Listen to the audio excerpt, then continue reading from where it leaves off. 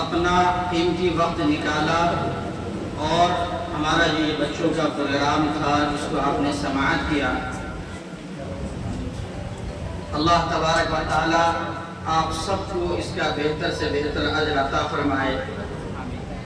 حضرات،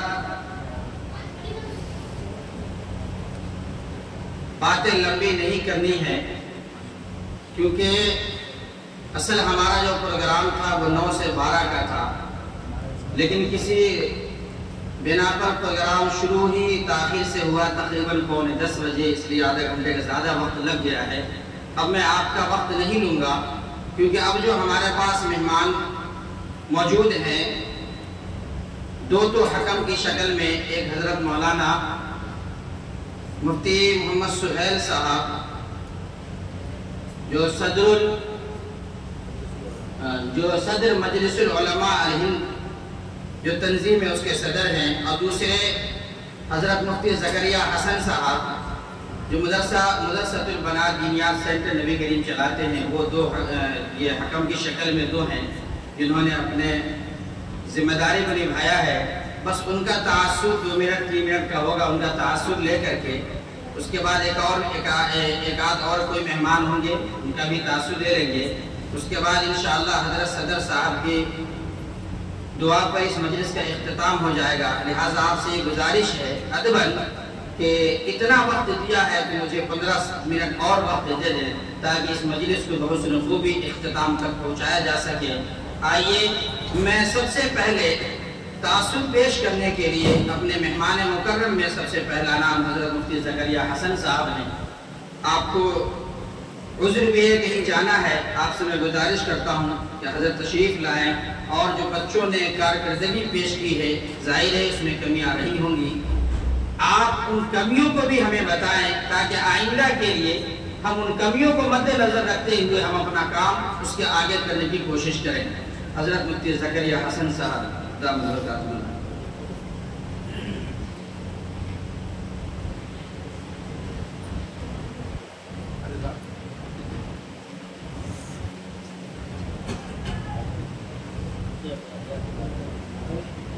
بسم اللہ وللہ وبہ نستعین والصلاة والسلام علی رسولہ الامین، اما بعد۔ ثقافت مشق میں آئے تو پھر ہتھیار بن جائے، کبھی نیزہ کبھی خنجر کبھی تلوار بن جائے۔ ثقافت کی گلفشانی مسلم ہے زمانے میں، یہ نجاشی کے آگے جعفر طیار بن جائے۔ سامعین گرامی، آپ کے سامنے پروگرام کے اوپر کچھ کہنا ایسا ہے جیسے سورج کو چراغ، بلکہ میں دیہات کی زبان میں کہوں تو ڈبیا دکھانے جیسا۔ آپ نے سب سنا اور آپ نے خود محسوس کیا ہوگا۔ انشاءاللہ میں وعدہ کرتا ہوں اس کے اوپر پوری ایک رپورٹ میں لکھوں گا جو آپ تک انشاءاللہ پہنچ جائے پورے پروگرام میں انشاءاللہ۔ باقی اس کے اوپر ابھی کچھ کہنا،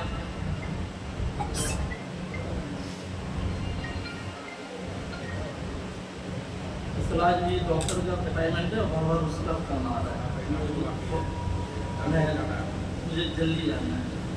خیر، جو خطابت کا مطلب ہمیں جو کچھ بولنا، اپنا پیغام، اپنی بات دوسروں تک پہنچا، یہ سامنے والے کے دل میں کیسے اتر جائے، معافی ضمیر کے ادا کرنے کا جو سلیقہ اور طریقہ ہے، اسی کو جاننے اور سیکھنے کا نام خطابت، اور اسی کے لیے یہ ساری کوششیں ہیں، اور یہ نہایت ہی ضروری ہے۔ کلیم عاجز نے کہا تھا، بات چاہے بے سلیقہ ہو کلیم، بات کرنے کا سلیقہ چاہے۔ بے سلیقہ بات کو بھی سلیقے سے کہا جائے تو تو وہ لوگوں کے دل پہ اثر انداز ہوتی ہے، اور بات چاہے جتنی قیمتی ہو آپ اس کو بے ڈھنگے طور پہ پیش کریں تو سامنے والے کو گرا گزرتا ہے۔ نبی پاک صلی اللہ علیہ وسلم جن کو معجزے کے طور پہ پورا قرآن کریم عطا کیا، جو فصاحت و بلاغت کا ابلتا ہوا چشمہ ہے، اس نبی کی زبان سے ارشاد ہوا ان من البیان نصیحۃ، باتوں کے اندر جادو ہوا، بشرطے کہ وہ بات اس طریقے پر کہی جائے۔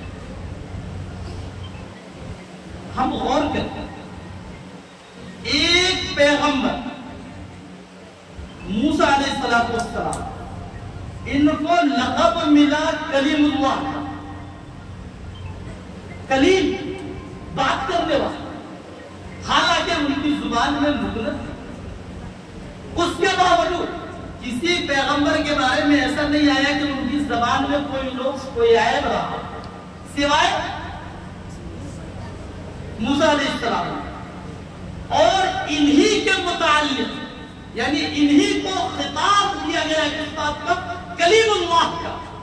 لیکن جب یہ جا رہے تھے پیغام رسانی کے لیے، جب ان کو اپنے پیغام کو دوسروں تک پہنچانا تھا، تب دیکھیے یہ جسے خدا خود کلیم اللہ کا خطاب دے رہا ہے، اسے اللہ سے عرضی پیش کرنی پڑتی ہے، وَأَخِي هَارُونُ هُوَ أَفْصَحُ مِنِّي، مجھے تو آپ بھیج رہے ہو، میرے ساتھ میرے بھائی ہارون کو بھی بھیج دیجئے، وہ أَفْصَحُ مِنِّي لِسَانًا، کیونکہ وہ زبان کے اعتبار سے، فصاحت و بلاغت کے اعتبار سے، پیغام کو سامعین تک پہنچانے کے اعتبار سے مجھ سے زیادہ فصیح و بلیغ ہیں۔ اگر میں اسی حالت میں اسی لکنت کے ساتھ گیا تو مجھے جھٹلایا جائے گا، میری تکذیب کی جائے گی، لہٰذا انہیں بھیج دیں۔ اور پھر انہیں دعا بھی سکھلائی، زبان کی لکنت کو دور کرنے کے لیے، اس کی درستگی کے لیے، تاکہ سامنے والا مذاق نہ اڑائے جب اس سے بات کی جائے، بلکہ سامنے والوں کو بدرجے ادب کہنے والے کی بات سمجھ میں آئے۔ وَحْلُلْ عُقْدَةً مِّن لِّسَانِي يَفْقَهُوا قَوْلِي، یاد رکھیں کہ یہ جو فصاحت و بلاغت، خطابت، تقریر، اس کا ہر دور میں خاص مقام اور مرتبہ رہا ہے۔ جب یہ امت کمزور پڑی ہے تو کسی خطیب، کسی مقرر کے بیان نے، اس کی گفتگو نے کانپتی ہوئی، لرزتی ہوئی، ٹوٹتی ہوئی انسانیت کو، قوموں کو حوصلہ دیا ہے۔ آپ یاد کریں بدر کے میدان میں جناب محمد رسول اللہ صلی اللہ علیہ وسلم کی تقریر، اس دین کے ساحل پہ طارق بن زیاد کی تقریر تھی، اور آزادی کے موقع پہ مولانا ابوالکلام آزاد کی تقریر تھی، جب یہاں پہ لوگ سسک رہے تھے، ٹوٹ رہے تھے، ان کے قدم لرز رہے تھے، تو ایک گفتگو، ایک بیان نے سب کو ایسا حوصلہ دیا کہ اپنی جگہ جما دیا۔ کسی کو کسی نے کہا تھا خطابت کی گلفشانی مسلم ہے زمانے میں، کہ نجاشی کے آگے جہاں پر طیار ہو جائے۔ تو ہم بھی طالب علم، آپ بھی طالب علم، اور انسان پوری زندگی سیکھتا رہتا ہے۔ ویسے یہ خطا و نسیان کا پتلا ہے، غلطیوں کے بجائے ہم اپنی عادت یہ بنائے غلطیاں اور کوتاہیاں نکالنے کے بجائے، اچھی بات ہے نشاندہی کر دینی چاہیے تاکہ وہ آئندہ کے لیے درست ہو، لیکن اس سے زائد یہ ضروری ہے کہ اس کی حوصلہ افزائی اور اسے کہا جائے کہ تم نے بہت اچھا کیا، لیکن اس سے بھی بہت اچھا کر سکتے ہو۔ ہم سب، میں بس پیغام کے طور پہ آخری بات طالب علموں سے کہنا چاہوں گا کہ آپ کتابوں میں بھی محنت کریں اور اس میدان کے اندر بھی محنت کریں. میرے اس پیغام کے ساتھ نہیں ہے عشق کا درد لذت سے خالی, نہیں ہے عشق کا درد لذت سے خالی, جسے ہو ذوق زبان و گفتگو سیکھیں, جسے ہو ذوق, جسے ہو ذوق وہ مزہ جانتا ہے کہ ان راہوں میں اگر آپ نے کمال حاصل کر لیا تو پھر آپ کو جو لذت محسوس ہوگی وہ کہیں اور نہیں ہو سکتی. تو ماشاءاللہ مجموعی طور پہ پورا پروگرام بہت خوبصورت, بہت حسین اور قابل ستائش رہا. لائق مبارکباد ہے منتظمہ کمیٹی, مدرسے کا پورا عملہ, خصوصاً اساتذہ کرام. میں سب کو دل سے مبارکباد پیش کرتا ہوں اور طالب علموں کے لیے دعا کرتا ہوں کہ اللہ رب العزت ان سب کو مستقبل کا بہترین مقدر بنائے. آمین. اور میں اپنی طرف سے ان تمام بچوں کو جنہوں نے حصہ لیا ہے 50-50 روپے کا انعام دیتا ہوں. قاری صاحب یہ انعام آپ تمام طلباء کو دے دیں گے.